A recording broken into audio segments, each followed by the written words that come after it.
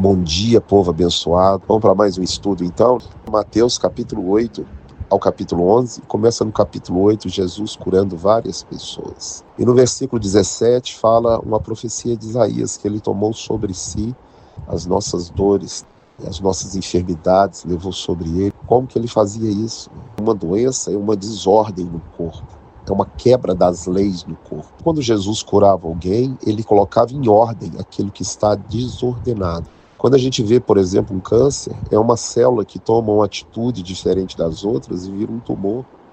Ela sai do padrão, ela quebra a lei do corpo. Quando Jesus fala, tua fé te curou, você vai ser curado, é que na cruz ele levaria sobre ele todas as nossas enfermidades. Isso está em Gálatas 3,13, quando diz, Cristo nos resgatou da maldição da lei, fazendo-se ele mesmo maldição em nosso lugar, porque está escrito, maldito todo aquele que for pendurado no madeiro. E agora ele vai parar uma tempestade. A gente tem que lembrar qual a autoridade que foi dada para o Adão sem pecado. Gênesis 1, 26 e 27, teria domínio sobre as aves dos céus, sobre os peixes do mar, sobre os animais e sobre toda a terra. A tempestade, a gravidade são forças que atuam na terra.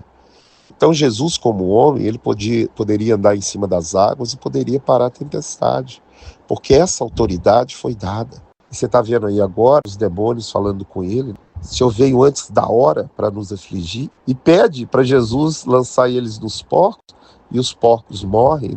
Aí você fala, os demônios morreram? Não. Saíram dos porcos e continuam naquela região.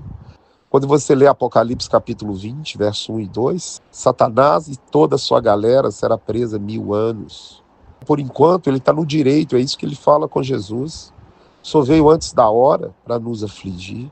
E agora no capítulo 9, a gente vê paralítico, Jesus fala, tem de bom ânimo, estão perdoados os seus pecados. Os fariseus vão questionar, esse que tem poder de perdoar pecado, não podia fazer esse paralítico andar, e ele fala, para que saibais, o Filho do Homem tem poder para perdoar o pecado. Ele deu a ordem. E aquele homem levantou. Por que ele estava fazendo tantas curas? Para cumprir as profecias. Que o Messias faria isso. Daria vista ao cego. Para que as pessoas vissem que o Messias chegou. Agora estava ali, andando, falando, executando milagres. Implantando o reino de Deus dentro das pessoas. E agora ele vai montar o seu presbitério, ou seja, os seus discípulos, os 12. E ele começa a chama um publicano, chama pessoas improváveis, pescadores publicanos, 3 anos de ensinamento, de treinamento, e depois eles vão ficar cheios do Espírito em Pentecostes. Você vai ver aí várias críticas dos religiosos da época, falando que ele comia e bebia com publicano, com pecador, e ele vai falar, os sãos não precisam de médico, eu vim para os doentes, eu vim buscar aquele que está perdido, porque Deus não faz acepção de pessoas. Ele vai ressuscitar a filha de Jairo, que está morta, mas antes disso ele cura uma mulher com fluxo de sangue, vai abrir os olhos aos cegos.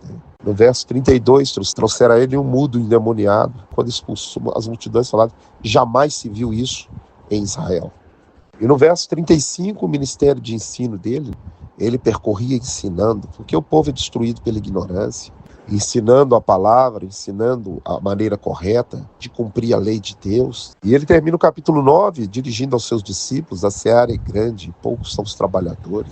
E no capítulo 10, chama os 12 e dá a eles autoridade e envia eles. E fala, quando você entrar numa casa, fala, Shalom, a paz esteja nessa casa. E se aquela casa não receber a Shalom volta sobre você. Digno é o trabalhador do seu salário. Se Deus te chamar para a obra, ele vai te sustentar, você pode ficar tranquilo.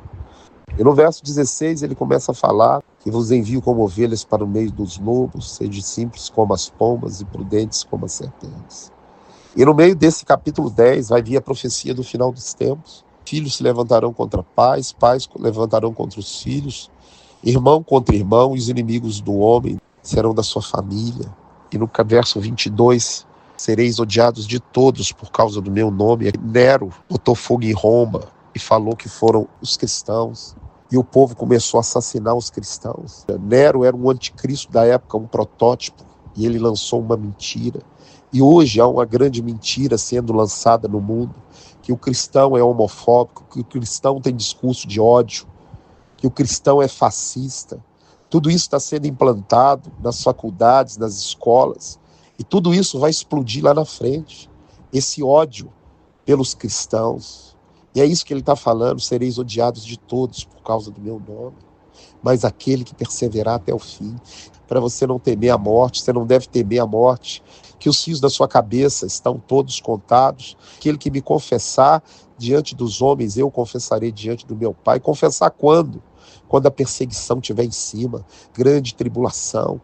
Você não morre mais, todo aquele que crê nele, mesmo que morra, viverá. No verso 37, aquele que não largar pai, mãe, irmão, tudo por amor de mim, não é digno de mim. Aquele que vem após mim, negue a si mesmo, tome a sua cruz e me siga.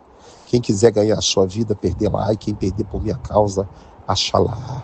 Do que adianta o homem ganhar o mundo inteiro e perder a sua alma? Não abandone Jesus por nada.